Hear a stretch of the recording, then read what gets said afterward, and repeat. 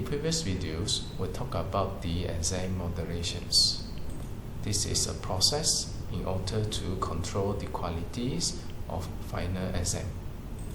The final exam is the summative assessment, which ultimately will grade the performance of the students, and therefore this should be done seriously. During the exam moderations, the peer moderators as well as the head of the program shall monitor the qualities of the exam papers, ensuring it meeting the requirements and the standards of the program.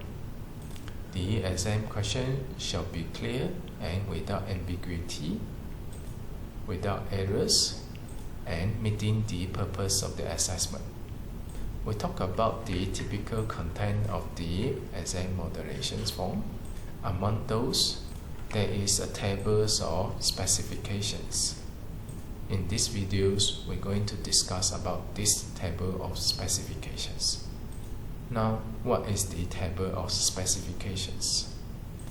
It is basically a table or a chart that summarizes the followings: the topics or the questions as indicated here, the marks allocations with respect to the course outcome, where the questions shall be classified in accordance to the course outcome, and it gives information regarding the levels of difficulties of each questions, and this is defined in accordance to the Bloom's taxonomy.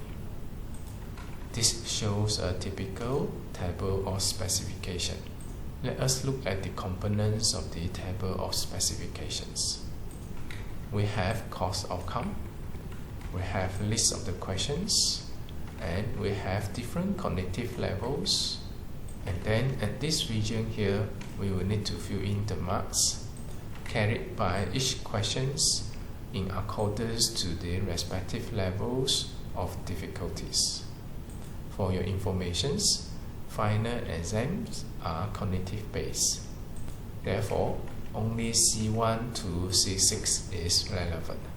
You may refer to the previous videos regarding the details about Bloom's taxonomy, cognitive domain, C1 to C6. Now, how do you determine the levels of difficulties? You will need to construct the exam questions, use appropriate terminology as the instructions word, and then based on the instructions as well as the marking scheme, you will need to determine the levels of thinking orders that students will have to go through in order to solve the exam questions, in order to determine the cognitive levels of that particular questions. Once you have identified the cognitive levels, the marks allocation shall be indicated in the table of specifications. After that, based on the classification here, you will be able to determine the marks allocated for different COs, the topic covered by the final exam, and by summating the marks for different levels, you will be able to determine the distributions of the marks by the levels of difficulties. The total marks here shall be equivalent to 100 marks for a complete final exam paper. These 100 marks shall later be converted into whichever marks that was planned, contributing to the final grade of the course as specified in the teaching plan.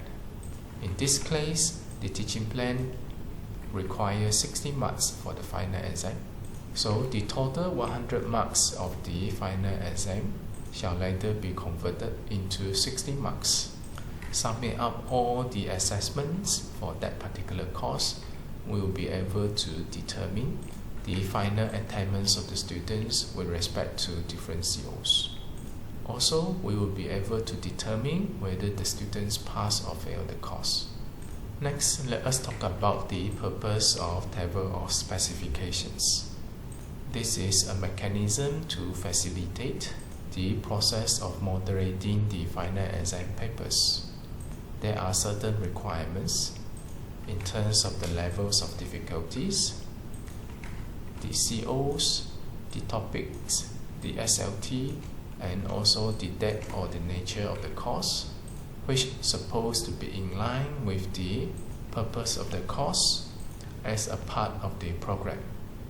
By having this table of specifications, we will see the specifications of the course and then to decide whether the final exam question set is appropriate, especially on the levels of difficulty part.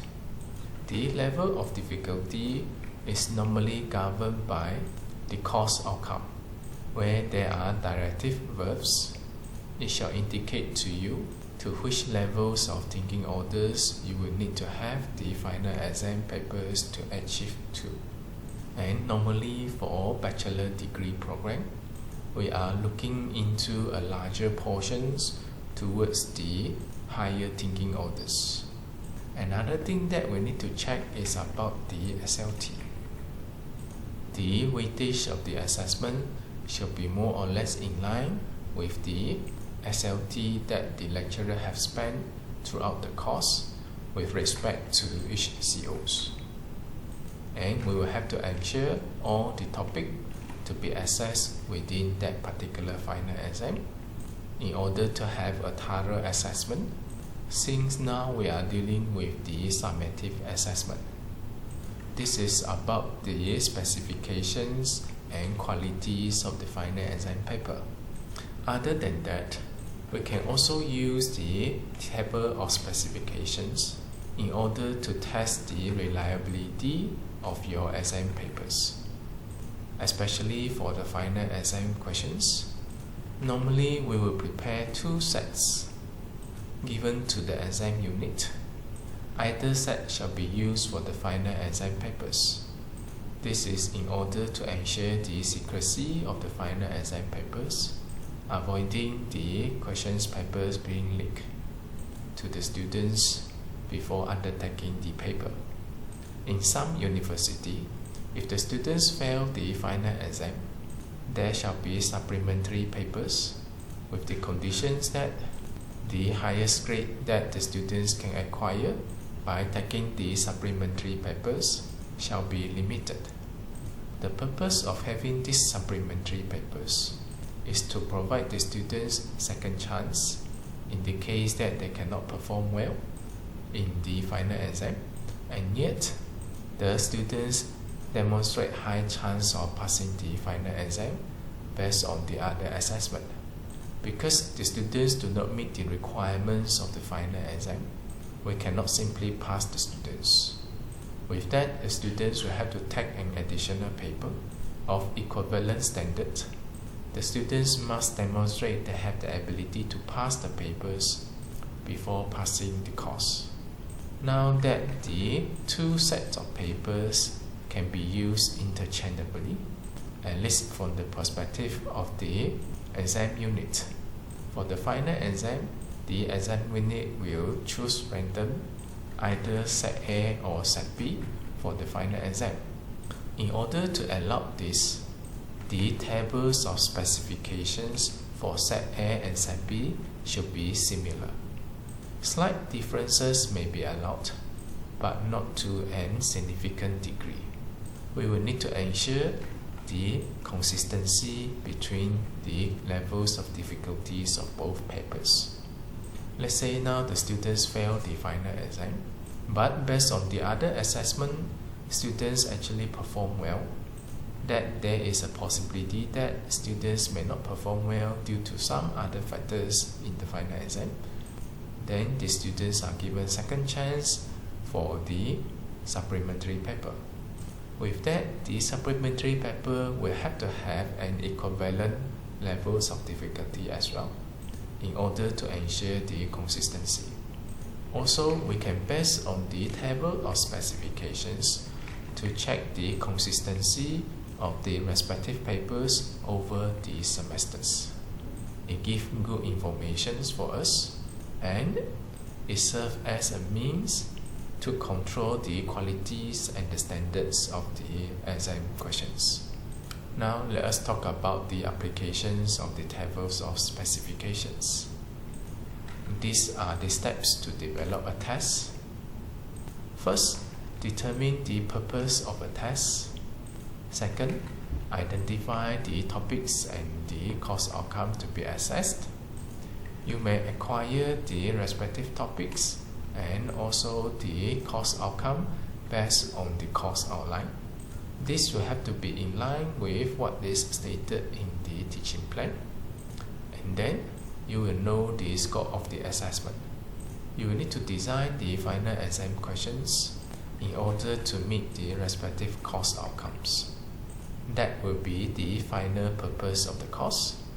Just that in terms of the scopes, it is indicated by the topics covered by the course.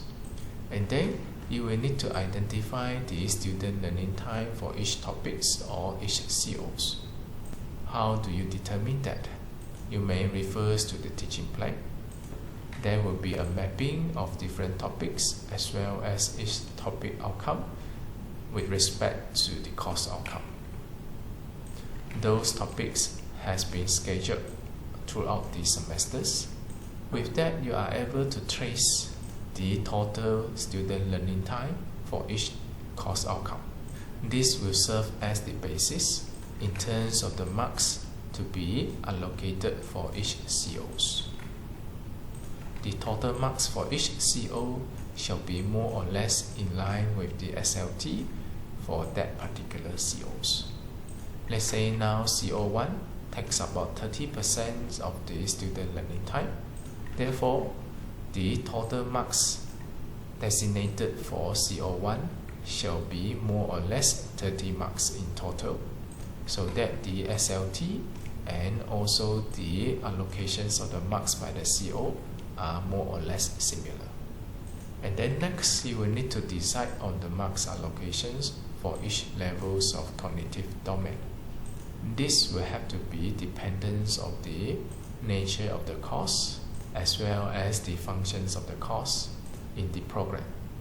For example, if you are dealing with the fundamental courses and based on the CO statements, most likely the highest cognitive level it will be C4. Let's say for mathematics and statistics. Normally we do not require it reaching C5 and C6. However, if you are dealing with the core engineering courses, especially those being offered towards the final years or the third years of the engineering program, most likely you have to go for C5 and C6. We shall discuss on this later. Next, you will have to develop the relevant test questions according to the intended levels of cognitive. This table here further elaborates the steps to be developed in a test. First, you need to determine the purpose of the test, whether it is formative or summative assessment. In some institutions, table or specifications may also be used for the formative assessment. It may or may not be moderated by the peer reviewer. Some institutions may require it as a part of the specifications for the sake of the documentation. In most universities, when it comes to the summative assessment, table or specification shall be used. This provides details and a quick overview in terms of the specifications of the course. Then we will know that whether the assessment meets the purpose. We have mentioned about identifying the topics and the COs. You may refer to the topic and the COs based on the course outline. We also mentioned about the student learning time. This may be referred to the course outline and also the teaching plan. The marks allocations for each CO shall be about proportional to the respective student learning time. Next is about deciding the marks allocations for each levels of cognitive. You have C1 to C6. And normally we prefer a normal distributions. Normal distributions means what? It means that you will have more marks allocated towards the intermediate levels of the cognitive, while the lower end and the higher end will carry less mark. This one is for the normal applications, if there is no specific guide in terms of distributing the marks. Of course, this also depending on the nature of the course and the purpose of the course within the program. This is just a general guideline. We will discuss about this in our future videos from the practicality point of view. Now, the level of difficulty shall be in line with each COs, as the CO statements shall indicate to which levels of difficulty that the assessment should reach. Therefore, this needs to be in line with the COs. Now, in terms of the allocations of the marks, there is a simple rule of thumb for the diploma and the bachelor degree programs. They divide this into lower thinking orders and also higher thinking orders.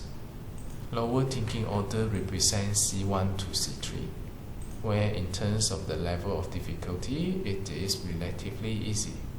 Now, the higher thinking orders, it will be C4 to C6. This requires the higher levels of thinkings in order to answer the questions. For the diploma, the weightage can be 60 to 40. 60 is lower thinking order, while 40 is higher thinking orders. As for the bachelor degree, we would like it to have 40 and 60. Less emphasis go for C1 to C3, while more emphasis go for the C4 to C6. And then most of the engineering program will have it refined into 3 categories: basic, intermediate, and advanced. The basic part represents C1 and C2, intermediate represents C3 and C4, and advanced represents C5 and C6. Under normal circumstances, this ratio is recommended, and this serves as the guideline. You want a normal distributions, there will be larger weightage towards C3 and C4, and lower weightage towards C5 and C6. Same goes to C1 and C2. There is a rationale behind this. We shall discuss in details on this in our future video as well. The final step is about developing the relevant test questions. The questions will have to be developed in accordance to the appropriate cognitive levels or complexity.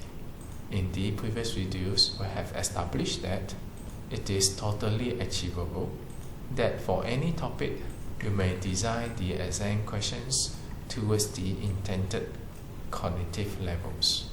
I guess by now, there shouldn't be any argument that the levels of difficulty is always influenced by the topic. In fact, it is regardless what topic, we can actually determine the thinking orders that students will have to go through and design the questions in accordance to the cognitive levels that we want. This is totally achievable.